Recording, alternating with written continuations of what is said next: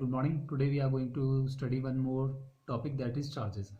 Friends कई books में जो सिलेबस में दिया हुआ है सिर्फ चार्जेस करके दिया हुआ है. कई बुक्स में जैसे हम देख रहे थे तो उसमें जैसे मॉर्टगेज प्लेज इस तरह करके दिया हुआ है. तो फ्रेंड्स आपने जो ये टॉपिक पढ़ना है ये आपका काफ़ी स्कोरिंग है. इसमें से करीबन आपके 10 मार्क्स के क्वेश्चन आएंगे. चार्जेस के बेसिकली क्यों चार्ज ज़रूरी है, इस तरह के क्वेश्चंस भी आ सकते हैं. तो पहले फ्रेंड्स हम एक छोटा सा क्वेश्चन लेके चलते हैं, उससे हम फिर शुरुआत करेंगे. देखिए, what is the charge. Charge क्या है कि किसी चीज़ पे अपना हक बनाना. जैसे कि मान लीजिए आपने कोई कार लोन लिया है तो कार पे क्या होता है कि चार्ज नोट करवा देती है बैंक. तो चार्ज नोट कराने का क्या मतलब है कि जब तक आपने लोन पूरा चुका नहीं देंगे आप बैंक का, तो क्या होगा, उस पर चार्ज नोटेड रहेगा आपका आरसी पे. तो जैसे ही आप लोन चुका देंगे फिर आप उसका चार्ज हटवा देते हैं, फिर आप बेच सकते हैं उसको. तो जब तक आपने लोन चलता रहेगा तब तक वो गिरवी किसके उस पर रहेगी, बैंक के पास गिरवी रहेगी. ठीक है. Why creation of charge on securities is necessary. Charge note कराना क्यों जरूरी है. देखो, मान लीजिए आपने बैंक से लोन लिया गाड़ी लेने के लिए, गाड़ी खरीदी आपने, और आपने क्या करा, कोई आपको अच्छा ग्राहक मिला और आपने बेच दिया और बैंक का लोन चुकाया नहीं, तो बैंक क्या हो जाएगा, उसके लिए तो एक तरह से वो डिफ़ॉल्ट हो जाएगा और बहुत बड़ी प्रॉब्लम क्रिएट हो जाएगी, क्योंकि बैंक अपना फिर पैसा कहाँ से लेगा. लेकिन अगर चार्ज नोटेड होगा तो फिर आपको पहले परमिशन लेनी पड़ेगी, चार्ज हटवाना पड़ेगा, बैंक का लोन चुकाना पड़ेगा, उसके बाद ही आप उसको सेल आउट कर सकते हैं. तो अब पहला क्वेश्चन देखते हैं. पहला क्वेश्चन है टाइप्स ऑफ चार्ज. ठीक है फ्रेंड्स, इसमें एरो बना के लिख लेंगे हम ताकि हमें आगे समझने में आसानी होगी. एक होता है प्लेज. हाइपोथिकेशन को मैं छोटा ही लिखूंगा हमेशा हाइपो करके, बस तो आप समझ जाना कि ये हाइपोथिकेशन के बारे में बात हो रही है. एक होता है असाइनमेंट.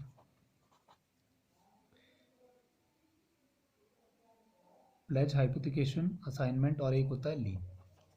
ठीक है फ्रेंड्स, ये वीडियो थोड़ी लंबी ज़्यादा नहीं करेंगे क्योंकि इसको अपलोड करने में बहुत ज़्यादा टाइम लगता है फिर, तो इसको मैं पार्ट्स में बताऊंगा आपको. तो पहले मैं डिस्कस कर लूँगा एक छोटे पार्ट में प्लेज के बारे में. तो पहले लिखेंगे प्लेज. प्लेज क्या चीज़ है, प्लेज किस सेक्शन में डिफाइंड है पहले ही देख लेते हैं. सेक्शन 172. ये याद रखना, जैसे ये सेक्शन होते हैं ना ऑफ इंडियन कॉन्ट्रैक्ट एक्ट. ठीक है फ्रेंड्स, एक ही लाइन याद रहेगी. प्लेज क्या है, section 172 of Indian contract act में इसके बारे में बात की गई है. और किस में इसकी डेफिनेशन है प्लेज की, ये भी इसी में ही है, इंडियन कॉन्ट्रैक्ट एक्ट में ये डिफाइंड करा गया है. प्लेज क्या है बेसिकली, एक मैं आपको छोटी सी डेफिनेशन पढ़ के बताता हूँ, उसके बाद में फिर मैं एक्सप्लेन कर दूंगा. It is the bailment of goods as a security for payment of a डेब्ट. प्लेज क्या है, it is the bailment of goods as a security for payment of a डेब्ट. जैसे मान लो कुछ चीज़ आप उधार लेते हैं तो उसके अगेंस्ट में कोई आप चीज़ गिरवी रख रहे हैं, तो वो क्या कहलाएगी, आपकी प्लेज कहलाएगी. बेलमेंट का मतलब एक जो वर्ड आएगा बार बार ना, बेलमेंट, पहले वो समझ लेते हैं कि बेलमेंट है क्या. बेलमेंट क्या होता है, means delivery of goods for some purpose. Bailment में क्या होगा कि गुड्स डिलीवर होगा लेकिन किसी पर्पस के लिए. जैसे मान लो आपने कुछ गिरवी रख दिया और उसके अगेंस्ट क्या करा, पैसे उठा लिए, तो वो क्या कहलाएगा, बेलमेंट कहलाएगा. Pledge on movable items also on railway receipt. ये कई बार क्वेश्चन आया कि रेलवे रिसिप्ट पे प्लेज होता है नहीं होता है, तो वो ध्यान रखना कि रेलवे रिसिप्ट पे प्लेज होता है. और मूवेबल आइटम्स जितनी, मूवेबल क्या, कार होगी आपकी, व्हीकल्स होगी जितने भी, वो क्या कहलाते हैं आपके, सब मूविंग आइटम है. ठीक है, तो ये सब मूवेबल आइटम्स होते हैं. इमूवेबल क्या होगा, जो चीज़ धरती से अटैच है. जैसे कि आपका बिल्डिंग, बिल्डिंग क्या होती है, इमूवेबल है. बिल्डिंग आप उठा के इधर की उधर थोड़ी रख सकते हैं, तो ये क्या है, इमूवेबल आइटम है बिल्डिंग.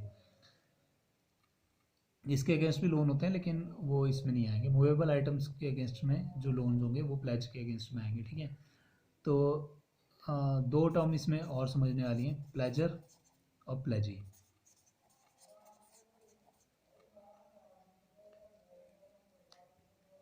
प्लेजर कौन होगा, जो बोरोवर है, जो पैसे ले रहा है. और प्लेजी कौन हो जाएगा, बैंक हो जाएगा जिसने कि पैसा दिया है. बैंक भी हो सकता है, कोई मर्चेंट से आप ले रहे हो तो वो मर्चेंट भी आपका जो है प्लेजी कहलाएगा. ठीक है फ्रेंड्स, तो ये दो टर्म्स कई बार आ जाते हैं कि प्लेजर और प्लेजी में क्या अंतर है. मतलब आपको ऊपर लिख देंगे, borrower is also called as dash pledger, lender, इस तरह करके 4 ऑप्शंस दिए होते हैं।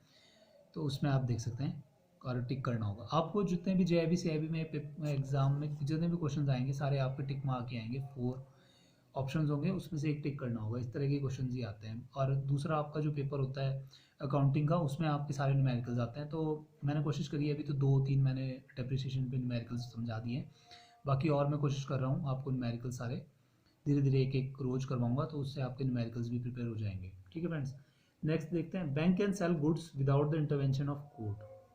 ये चीज़ ध्यान रखना कि प्लेज अगर कोई आइटम करी हुई है तो उसको ना, अगर आप लोन नहीं चुका रहे हैं तो बैंक उसको सेल आउट करके और अपना लोन वापस ले सकता है।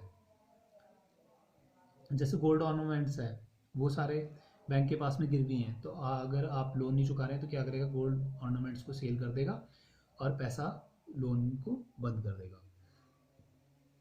Bank has priority in case of pledge.